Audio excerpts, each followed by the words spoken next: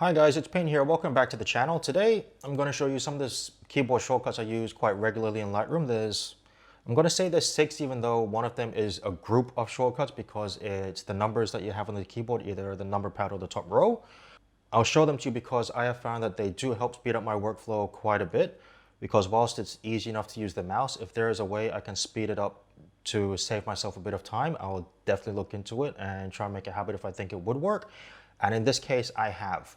So what I'll do is, instead of just telling you what they are, let's jump into Lightroom and I'll show you exactly what I do. So here we are in Lightroom, and this is actually my prints catalog. These are the images I've decided, or that I'm considering making a print out of, because I really like them when I made them on the day. So the first one I'll do is the keyboard shortcut X, because when you're going through lots of photos and you're trying to call them out, instead of going right click, reject, set flag, rejected, right click, set flag, rejected. If you just went to each individual picture and just go X on them, it sets as rejected as straight away for you.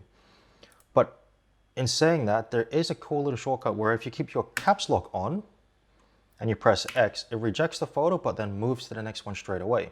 If you don't have to go X, then next photo, X, then next photo. If you keep your caps lock on and you just press X, it'll automatically go to the next photo for you.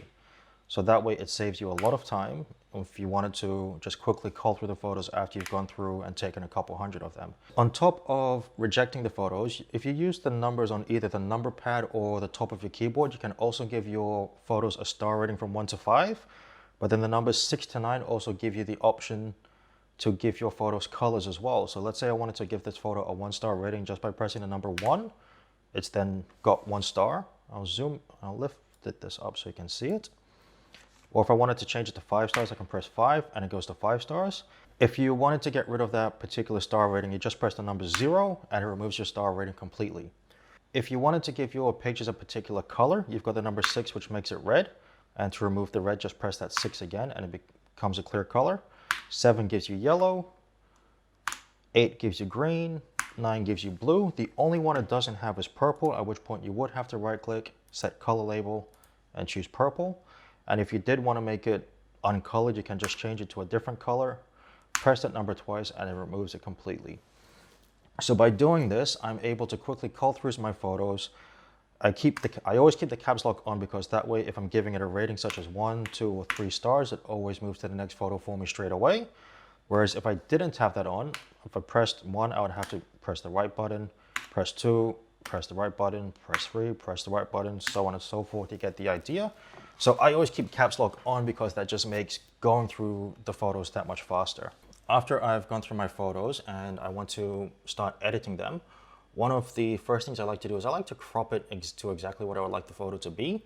And that could be either straightening it because it's not straight, or changing the aspect ratio from 3:2 to 16:9. Or in this case here, this is a 3:1. But we'll stick to this 3:2 image because it comes in handy for some of the other tools and keyboard shortcuts that I'm about to show you. So when you press R on the keyboard, you'll actually be taken straight into the crop tool. And when you're here, you can see on the right, it has activated the crop tool that you have available in Lightroom, where you can change the angle of the image if you wanted to. You can also change the aspect ratio. Right now, mine is still at 3.2 because that's the way I like to keep this. That's the way I like to keep the image.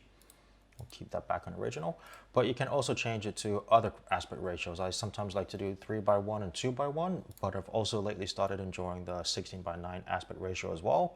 On this particular image, 16:9 doesn't really work so well because you'll just be cutting out too much of it. So I'll keep it to 3:2. Whilst you're in the crop tool, you also do have the option to change the overlay of the composition as well. This one right here is the rule of thirds, which is the main compositional rule when it comes to photography, in that you keep your subject along the 3 or the 4 intersecting points on each third of the image. As you can see in this one, I haven't really done that too well, except for the horizon with the city and the skyline over the water. But if you were to press the keyboard letter O, from the rule of thirds, it'll take you to the diagonals compositional overlay, which you can, if you have an image where this will be applicable, this will come in handy. If you press it again, the next one that you'll get is centered, where the main subject of your photo is meant to be right in the center of the image, which if that's what you wanted to go for, in that particular image. This helps you ensure that it is directly in the center versus having to guess it. The next one after that is the golden triangles rule, where as you can see, it does sort of cut the image right down the middle from one corner to the other. But then at the same time, if you did want to change this one around, if you hold down Shift and press O again, you can see that it changes the angles for you, so you can try and match it accordingly.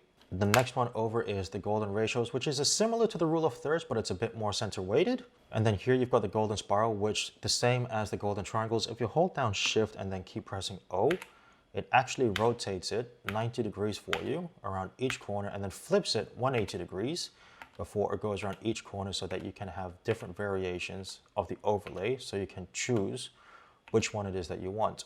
And then the next one after that is the aspect ratio. So if you wanted to change it to a 4:5 or a 5:7 image, you can do that. This one is a bit more vertical than horizontal.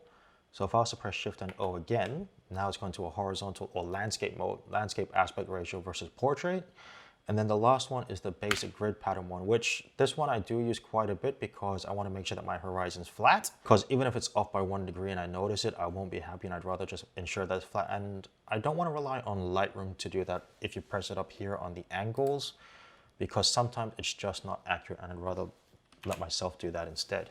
So let's say you have finished editing your photo and you want to make sure that it actually looks good. But as you can see here on Lightroom, you've got quite a lot on the screen itself besides just your image. On the right side, you've got your editing tools. On the bottom of the screen, you've got the slides of all of the images that you've got in your catalog. And on the left, you've got all the different presets, history, and I've actually removed everything else that Lightroom has here because I find it's a distraction and I never use it anyway.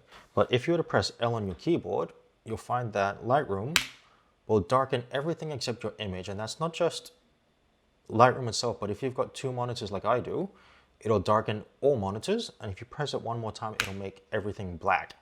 So this way you can take a look at the image without any distractions around you, see if it's exactly the way you want it before you can go and move on to the next picture or call it a day if it's the last image that you're editing. And if you wanted to bring everything back, just press L again, and then you're back to the standard view that you normally use. Bit of a short one for you guys today, but I thought that because I found these keyboard shortcuts so efficient and so beneficial to my workflow, that I share them with you guys as well, because I have found, especially when it comes to the culling side of it, having caps lock on and just pressing X as I'm moving through the photos I don't want, it does save a lot of time versus thinking, oh, which ones do I want to keep, which ones do I want to delete?